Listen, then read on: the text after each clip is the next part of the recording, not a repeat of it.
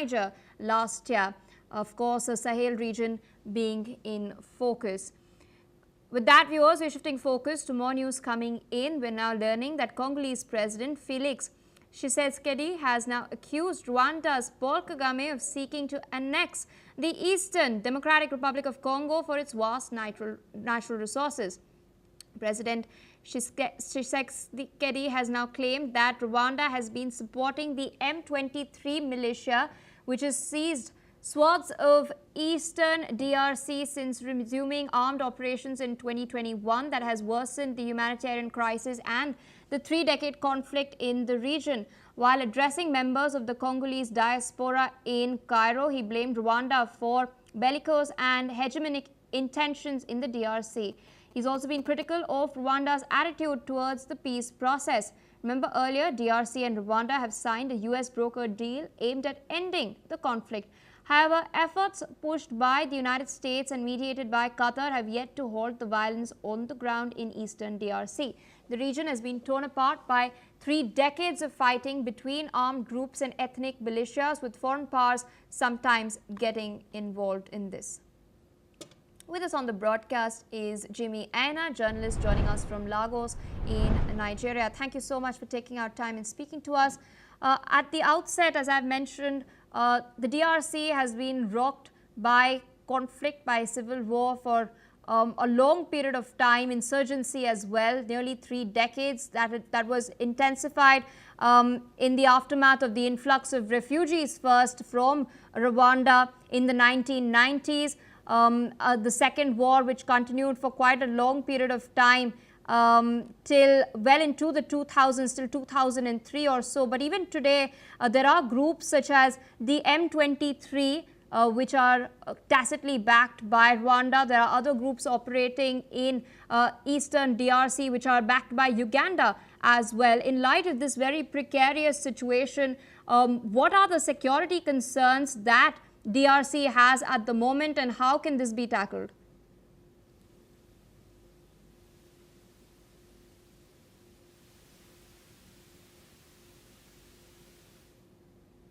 So you'll have to unmute yourself.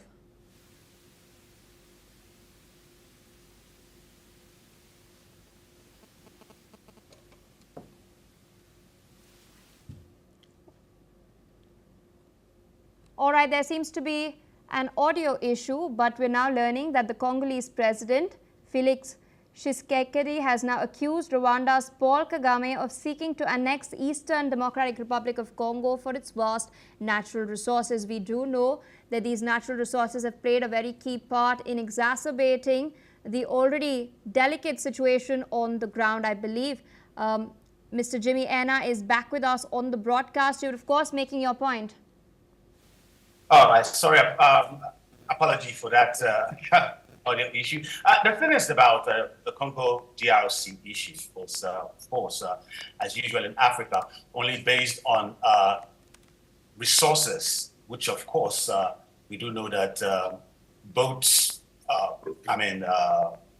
President Tshisekedi and, of course, Kagame, these are the primary reasons why this conflict has been going on for a long period of time. Yeah, Paul Kagame have denied, backing the M23 rebel group, but we do know that, from all reports from both independent media, NGOs, and of course, Western media as well, have confirmed that, the M23 is being backed and sponsored by Rwanda.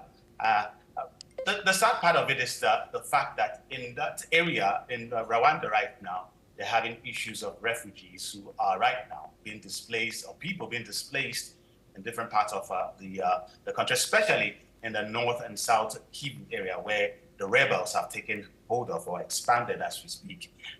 So at the end of it, at the base of all of this is resource control, and who gets a control of the likes of the gold, tin, and rest that that are very important to the manufacturing of technologies and the rest. Talking about in aviation, in phone making, and the rest. Very important, rare resources. So And again, we have to remember that there was a peace deal that was signed in Washington between both parties, but that is really fragile. At the end of the day, we are hoping that, again, there must be an effort, a true effort in ensuring that both parties sign a peace deal and, of course, reach an accord that will allow the citizens of Congo to go about their daily businesses, daily activities without fear. As we speak, thousands have been killed, have been displaced, and at the end of the day, you still have these two factions battling it out. But the onus is on Tshisekedi to actually reach out to the M23 rebels and the leaders and find a way out of this conflict, because it's not at all favoring anybody. And of course, at the end of it, the people, the Congolese, are the ones suffering these as a result of this conflict. So really, it's a sad one going there, despite efforts by, they've had a peace deal, a ceasefire deal in Doha, they had one in Washington, and yet it still remains very fragile. But we are hoping that at one way or the other, they may have to reach an accord and put a stop to what's going on in the DRC. Indeed, sir, requesting you to stay on with us as we're tracking further updates, this time from Kenya.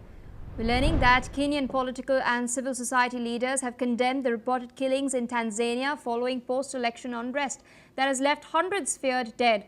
Now, in a joint statement in Nairobi, politicians Martha Karua, Professor Kivutha Kibwana and Kenyan Human Rights Commissioner have expressed deep concern over what they've called grave human rights violations in Tanzania.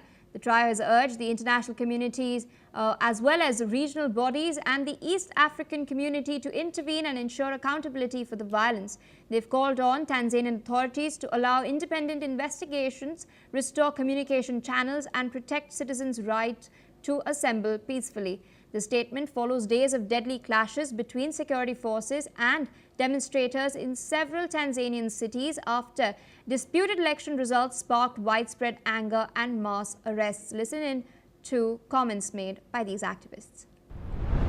Anybody who tries to legitimize what has happened in Tanzania does not wish Tanzania well, does not wish Africa well. We need to overcome the impunity that has become king in the region of East Africa and in parts of Africa. We are looking for leadership from the AU, from the sub-region. Given the human rights and current security situation in Tanzania, it is impossible to say that credible elections took place on Wednesday, October 29th, 2025. It is now day 5 of the internet blackout amidst mass killings and a fraudulent electoral process.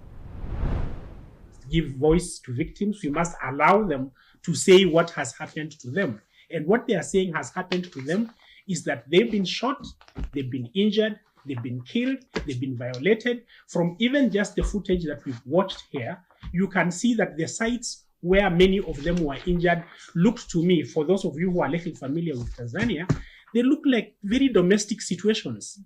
They look like these were attacks that were being perpetrated in people's homes.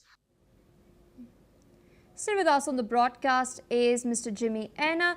Interestingly, the violence that we've witnessed in Tanzania was not just concentrated in Dar es Salaam, but it was spread across the country to the point where it spilled over into Kenya. There was a border town, Namanga, which also witnessed violent clashes. We've seen these Kenyan leaders practically calling the democratic exercise in Tanzania a sham. We've also seen the opposition parties, including Chadam, they were not allowed to contest the polls itself. What do you make of this entire situation, and as well as President Samia Suluhu's attempts to consolidate power further? Well, it's really disappointing what's going on in Tanzania. It's the second largest economy in the East African part of the continent. And for over 60 years, Tanzania government, democracy had remained very stable until, of course, we had the unfortunate death of the ex-president, later John Magufuli, who died before Samia took over, President Samia took over, And when she came in, she really was very impressive. A lot of critics, those who thought that she was going to toe the line of the late president, thought that she was going to still remain with some of those policies that the late Magufuli kept on. But she overturned most of it. At a point, she even lifted the sanctions, the ban on political parties and rallies, and political prisoners were released. Until 2014, when she started showing a bit of what would I call it? The character that most people criticize Magufuli on. She brought back some ministers that were hardliners. A particular minister she brought in was someone that even the U.S. Placed on a watch list concerning the abuse of human rights and the rest. And then this election, sometimes in Africa, that's why many of us sometimes we question what exactly is democracy in Africa.